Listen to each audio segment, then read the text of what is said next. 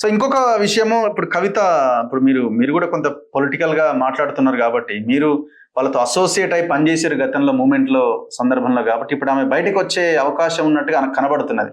మీ అంచనా కూడా అదేనా, బయటకు వచ్చే ఛాన్సెస్ ఉన్నాయా? సజ్జనాలను పిచ్చోళ్ళని చేయడం తప్ప వేరే ఏం లేదు. ఇప్పుడున్న వ్యాక్యూమ్ ను వాళ్ళు వాడుకుంటున్నారు.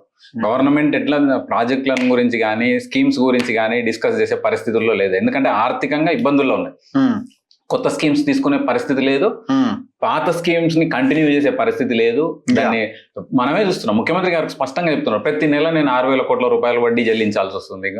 అంటే ఇవి తీసుకున్నా ఇప్పటికే 1,00,000 కోట్లు అయిపోయింది. 15 నెలల్లో దాదాపు 90,000 కోట్లు. 90,000 కోట్లు అంటే ఒక మన తెలంగాణ వచ్చినప్పుడు గవర్నమెంట్ బడ్జెట్, అది తెలంగాణ రాష్ట్ర బడ్జెట్ 1,00,000 కోట్లు. అంటే 1,00,000 కోట్లు వడ్డీకే చెల్లించారు రేవంత్ రెడ్డి గారు వచ్చిన తర్వాత. అంటే ఏ పని చేయడానికి అవకాశం ఉంది? మొత్తం ఏ విధంగా నాశనం చేయాలనో, భ్రష్టు పట్టించాలనో, భవిష్యత్తును భ్రష్టు పట్టించిపోయింది టీఆర్ఎస్ ప్రభుత్వం. పూర్తి స్థాయిలో ఇప్పుడు 1,00,000 కోట్లు పెట్టినా కానీ కాళేశ్వరం నుంచి ఇప్పుడు పార్టీ పెట్టే అవకాశం లేదనుకుంటున్నారా మేము? పూర్తిగా వాక్యూమ్ వాళ్ళ వైపు తిప్పేసుకుంటున్నారు. ప్రజాభిప్రాయము, ప్రజల ఆలోచనలను అటువైపు మళ్లించి వాళ్ళు ఏదో చేస్తున్నట్టు భ్రమించే ప్రయత్నం తప్ప ఉపయోగమే లేదు. మళ్ళొకసారి జనాలు పిచ్చోళ్ళై అమాయకులై నష్టపోవాలనుకుంటే అటువైపు పోవాల్సిందే తప్ప ఏ ఉపయోగం లేదు. వాళ్ళ మధ్య గొడవలు ఇవన్నీ కావా? సృష్టి అంతే. యుద్ధనీతి, వీళ్ళు ఇది చేస్తున్నారు, వాళ్ళు అది చేస్తున్నారు. ఆ వాక్యూమ్ ను వాళ్ళు వాడుకునే ప్రయత్నం చేస్తున్నారు అమాయకంగా. కొంతమంది ఖచ్చితంగా అమాయకంగా అభిమానంతో తెలంగాణ ఇచ్చిన అభిమానంతోనే ఏ విధంగా అయితే ఓట్లు వేసిండ్రో 26%, 24%, ఆ ఓట్లలో పూర్తి స్థాయి డివోటీస్ ఉన్నారు. పెద్ద పెద్ద సైంటిస్టులు కూడా ఉన్నారు. ఈ రోజు కూడా చెప్తే నమ్మని పరిస్థితి. మా బావ గారు ఉన్నారు, ఆయన సైంటిస్ట్, DRDOలో పనిచేస్తారు. ఆయన ఈ రోజు కూడా నమ్మరు కేసీఆర్ తప్పు చేసిండు అంటే. ఇది బీజేపీ సృష్టి, అది కాంగ్రెస్ పార్టీ సృష్టి అని మాట్లాడతారు.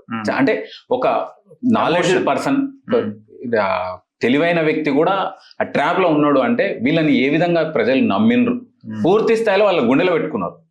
వీళ్ళ గుండెల్లో గుణపాలు దింపింది అర్థం కావట్లేదు జనాలకు.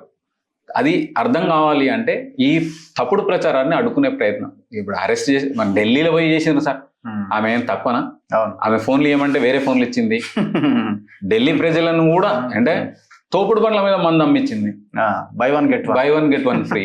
ఇక్కడ అదే కాకుండా ఫ్రాంచైజీలు ఇస్తామని చెప్పేసి జనాలతో డబ్బులు వసూలు చేసిన పైసలు కూడా ఇంతవరకు వాపసు రాలేదు. అవి కూడా ఉన్నాయి. వాళ్ళు కొన్ని వందల మంది డిపాజిట్ల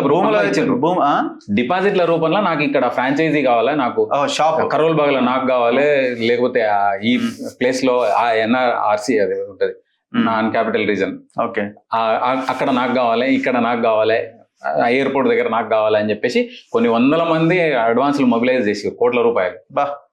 అవన్నీ కూడా నాకు వాపసు వచ్చినట్టయితే నాకు తెలియదు. నాకైతే నమ్మకం ఉంది వాపసు రాలేదని. భూములు అయితే లెక్కలేదు, భూములు లెక్కలేదు. లక్షల కోట్ల రూపాయలు. ఏ విధంగా మన మార్చి 9వ తారీఖు 10వ తారీఖు మనం ఇంటర్వ్యూ చేసినాం. ఆ రోజు నన్ను ఏ విధంగా అయితే జనాలు వీరాభిమానులు అన్నారో, వీడికి ఏం తెలుసు తర్వాత జరిగిన అన్ని పరిణామాలన్నీ ఒకటి క్లియర్ గా వచ్చింది కదా. Thank you sir. చూద్దాం ఏం జరుగుద్ది, ఇన్వెస్టిగేషన్ ఎట్లా కొనసాగుతుంది అన్నది.